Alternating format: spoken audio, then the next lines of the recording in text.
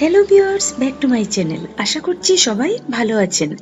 আজ আমি আপনাদের জন্য নিয়ে এসেছি সবার পছন্দের ফল লিচু দিয়ে পায়েসের একটি রেসিপি। পায়েস খেতে ভালোবাসে না এমন মানুষ বোধহয় কমই আছে। যে কোনো শুভ অনুষ্ঠানে পায়েস না হলে তো চলেই না, আর সেটি যদি হয়ে যায় লিচুর পায়েস, তাহলে তো কোনো কথাই নেই।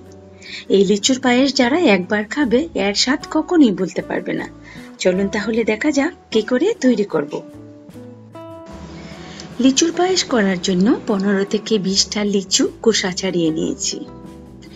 এই লিচুগুলো যেমন রসালো তেমনি মিষ্টি। এরকম লিচু দিয়ে পায়েস করলে পায়েসটা ছিঁড়ে যাওয়ার মানে ছানা ছানা হয়ে যাওয়ার সম্ভাবনা থাকবে না। আপনারা চেষ্টা করবেন মিষ্টি লিচু দিয়ে পায়েস করতে। আমি এখন একটা ছুরি দিয়ে কেটে লিচু থেকে লিচুর বিচিটা বের করে নিচ্ছি।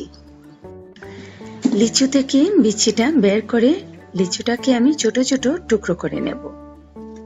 আপনারা আপনাদের ইচ্ছে মতো লিচুটাকে টুকরো করে নেবেন। ইচ্ছে হলে আমি যেরকম করছি সেরকম করতে পারেন, তা না হলে এর থেকে ছোট কিংবা বড় টুকরো করতে পারেন। আবার ইচ্ছে হলে লিচু থেকে বিচিটা ফেলে পুরোটা লিচুকে আস্ত রেখে দিতে পারেন। মোট কথা, এই পায়েসে লিচুটাকে আপনারা নিজেদের মতো করে ব্যবহার করতে পারেন।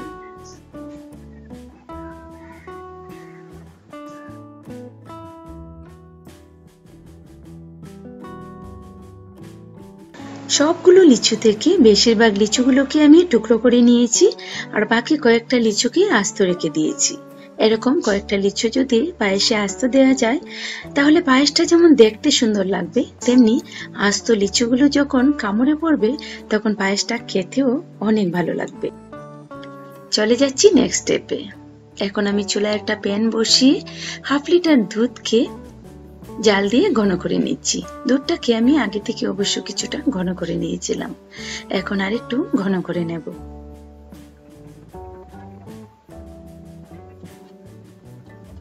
দুধে যে সরটা পড়েছে সরটাকে আমি দুধের সাথে মিশিয়ে নিচ্ছি। সরটাকে এভাবে দুধের সাথে মিশিয়ে নিলে পায়েসটা কিন্তু অনেক ভালো হবে খেতে। এই পর্যায়ে দিয়ে দিলাম 2 এলাচ থেতো করে। এলাচটাকে দিয়ে আরেকটু সময় দুধটাকে জাল দিয়ে ঘন করে নিচ্ছি। দুধটা আগের থেকে অনেকটাই ঘন হয়ে গেছে। এখন আগুনটাকে একটু কমিয়ে রেখে দিয়ে দিচ্ছি 2 টেবিল চামচ পরিমাণ চালের গুঁড়ো। আমি এখানে চিনি গুঁড়া চালের গুঁড়ো দিচ্ছি। আপনারা আপনাদের ইচ্ছে মতো যে কোনো সুগন্ধি চালের গুঁড়ো দিতে পারেন। 2 টেবিল চামচ চালের গুঁড়োকে আমি একসাথে দেব না। প্রথমে 1 টেবিল চামচ দিয়ে সেটাকে দুধের সাথে ভালো করে মিশিয়ে নিচ্ছি। তারপর দিয়ে দেব আরেক টেবিল চামচ। তবে চালের গুঁড়োটা দেওয়ার সময় আগুনটাকে অবশ্যই একদম লো করে রাখতে হবে, তা না হলে চালের গুঁড়োটা গরম দুধের সাথে পড়ে একদম ছাকা হয়ে যাবে। প্রথমে 1 টেবিল চামচ দিলাম, এখন দিয়ে দিচ্ছি আরো 1 টেবিল চামচ। এভাবে চালের গুঁড়োটা দেওয়ার পর আস্তে আস্তে করে দুধের সাথে ভালোভাবে মিশিয়ে নিতে হবে, যেন কোনো দিকে ছাকা না থাকে। চালের গুঁড়োটাকে ভালো করে মিশিয়ে নেওয়ার পর আগুনটাকে মিডিয়াম করে দিতে হবে। আগুনটাকে এখন আমি মিডিয়াম করে দিয়েছি। চালের গুঁড়ো দেওয়ার পর কিন্তু কন্টিনিউ নাড়তে হবে, তা না হলে চালের গুঁড়োটা নিচের দিকে জমাট বেঁধে যাবে। কিছুক্ষণের মাঝে চালের গুঁড়োটা সিদ্ধ হয়ে গেছে। দেখুন, খুব ভালোভাবে সিদ্ধ হয়ে গেছে, আর দুধটাও আগের থেকে অনেক ঘন হয়ে গেছে। ভালোভাবে চালের গুঁড়ো মিশিয়ে দুধটাকে ফুটিয়ে নিলাম। এখন আবার আগুনটাকে একটু কমিয়ে দেব। আগুনটাকে কমিয়ে দিয়ে দিচ্ছি 3 টেবিল চামচ পরিমাণ চিনি। চিনিটা আপনারা আপনাদের ইচ্ছে মতো দিয়ে দেবেন, যে যেরকম মিষ্টি খান সেরকম ভাবে। লিচুটা যেহেতু এমনিতেই মিষ্টি, তাই চিনির পরিমাণ আমি এর থেকে বেশি দেব না। চিনিটাকে এখন দুধের সাথে ভালো করে মিশিয়ে নিচ্ছি। চিনিটাকে মিশিয়ে এই পর্যায়ে দিয়ে দিচ্ছি লিচুগুলো। আগুনটা এখনো আমি কমিয়ে রেখেছি। লিচুটা দিয়ে ভালো করে মিশিয়ে নিচ্ছি।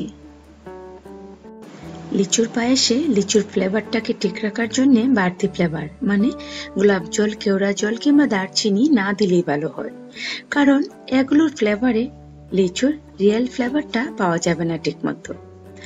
আর এলাচ দিতে হলেও অল্প দিতে হবে, তবে তেজপাতাটা আপনাদের ইচ্ছা হলে দিতে পারেন, না হলে নাও দিতে পারেন। আমার অবশ্য ইচ্ছে হয়নি তাই আমি দিইনি।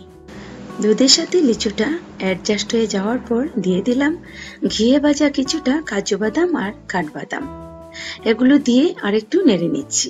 আগুনটাকে এখন আমি নিভিয়ে নিলাম, কারণ পায়েসটাকে আর বেশি ঘন করলে ঠান্ডা হয়ে যাওয়ার পর একদম চাকা হয়ে যাবে। এখন নামিয়ে আমি সার্ভ করে নেব।